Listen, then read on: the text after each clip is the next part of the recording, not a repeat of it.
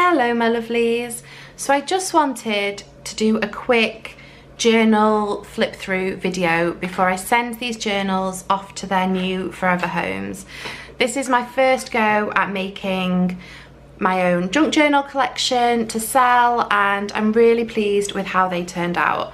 So I just kind of wanted a record of what I made because I was planning on putting these on Etsy.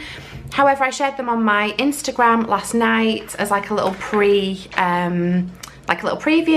and 4 of these have sold already. So I'm completely overwhelmed, and yeah, I just thought I wanted to do a video to capture them and to be able to remember what I made. So I thought I would do a quick flip through. I won't show you every page of every journal because that would take too long. But yeah, these are the journals. So this one, I still need to add the corners on, but somebody's got in touch and said they want it. So I'm just gonna add those later this week when they arrive. And then they will have corners like all the other books. But they said they're happy to wait, they just wanted dibs on it now. So this is a child on a horse theme on the front. They've all got these different illustrations from a children's nursery rhyme book on, and they all have different tones of this bluey tealy flower print, which I absolutely loved. So that covers the whole book, and then I just kept it really simple with an illustration on the front. I bound these just using, I don't know what technique you'd call it, but you do the 3 holes and then you weave in and out, and it binds the pages in, so they're really secure and they're not going anywhere, which I love. This is what I use for my own journals that I make. And so they're all different inside, they're all completely unique, but they all have similar themes. So there's different pattern pages. Some have more detail on than others because I just think it's good to have a variety so that you can work on them however you like. And yeah, there's just a variety of paperweights and a variety of textures. There's like maps, different prints, storybook pages to match the illustration on the front. And you can see there's certain tuck spots, and each tuck spot has got some little treasures in to get whoever has these journals started working in them. So I've clipped a little tag on there. There's some like raffle tickets. It's all completely random, but this is the sort of stuff that I love using in my journal. So I'm going to send it on its way, and I just love the idea that whoever gives these a new home will use them in a completely different way to I would have.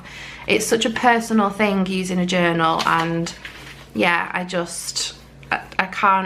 love the idea that somebody's gonna use this in their own special way and it'll be completely unique to them. So all the pages inside are similar running through the journals, but they are also completely unique. There's no 2 that are identical. So that's the first one, the horse one.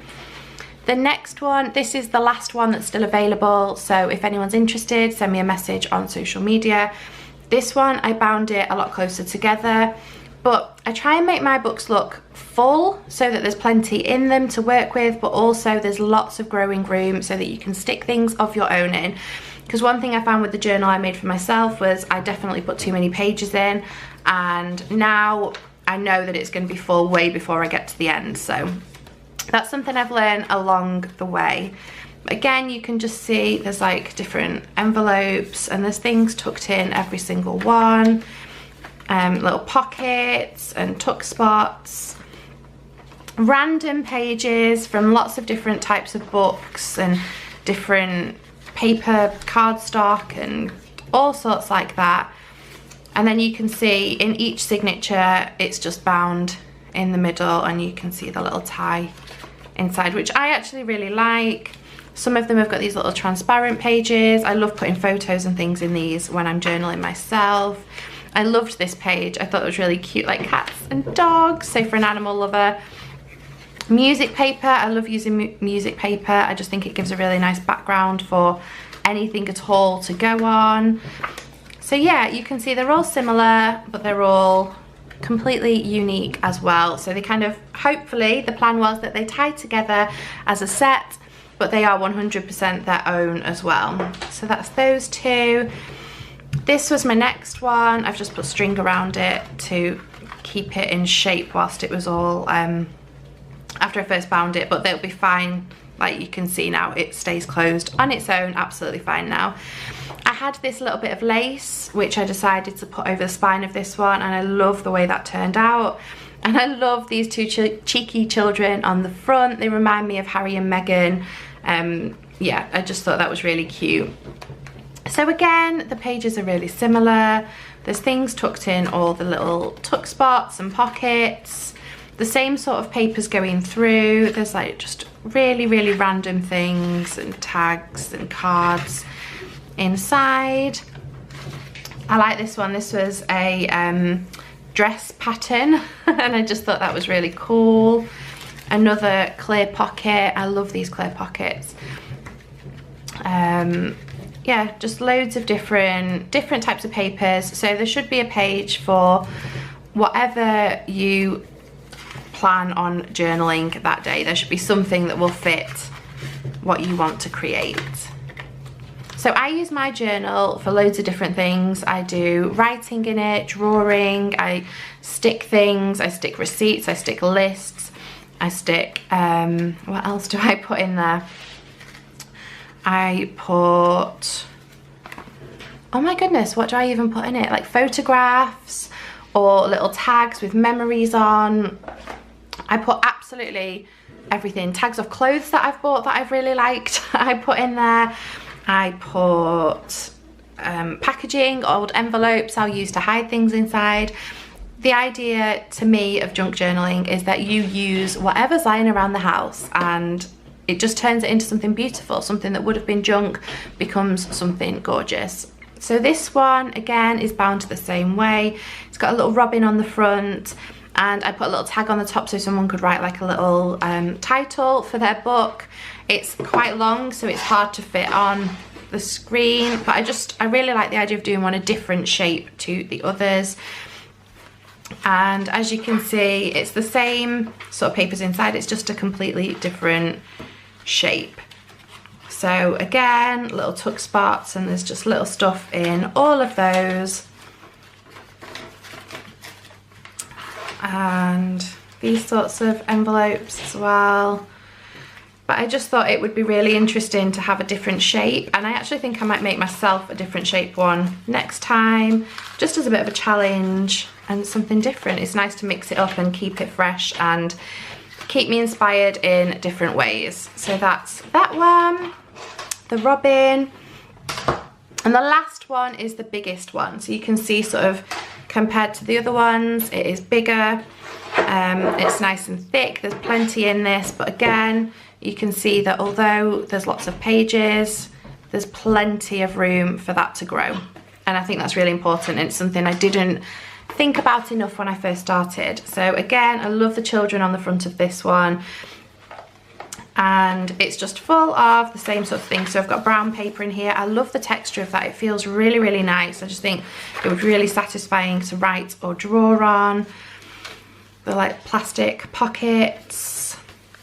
And the other side of that, some music paper.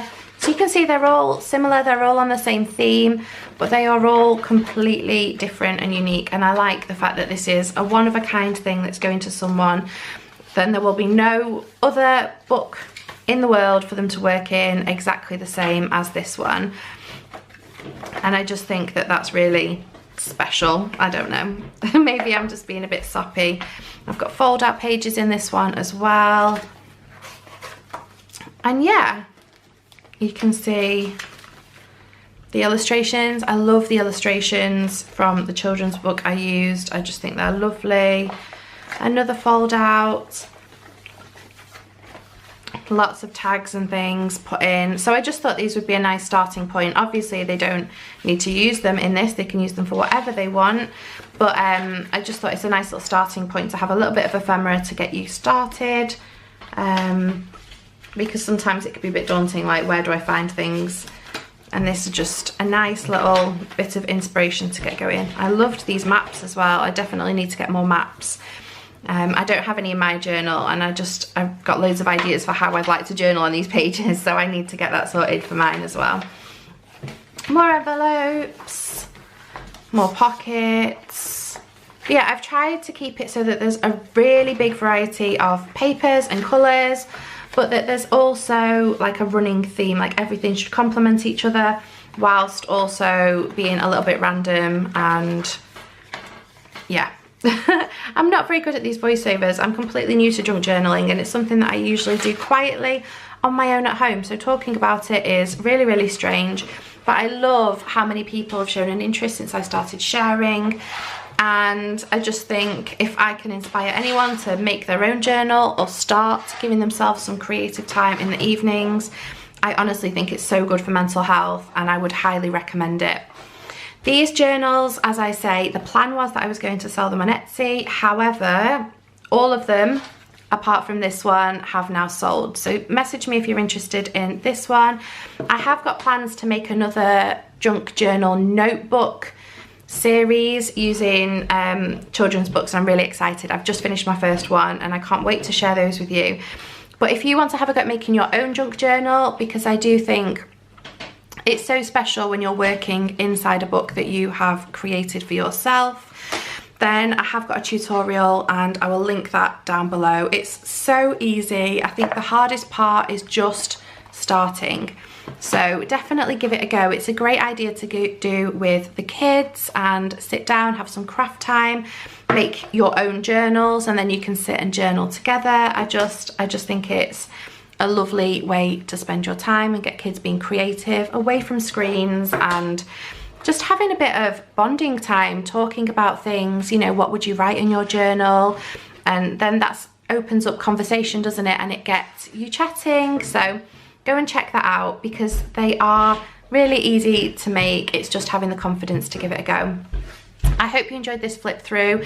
This is my first ever junk journal collection and I feel quite emotional about sending it to its new homes, but I am so excited that it's going to be loved and used by somebody new.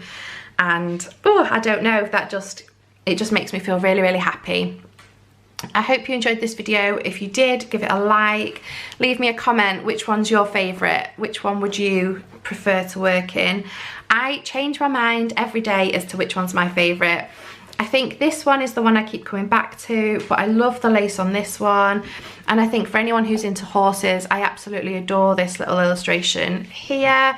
I love the idea of working in something that's a different size and shape. These have definitely been a labour of love, and I've built them so that they would be something I would love to work in and be inspired by. So I hope they have the same impact on the new people that are going to own them and love them. And yeah, I'm going to stop waffling. Have a lovely day, whatever you're doing.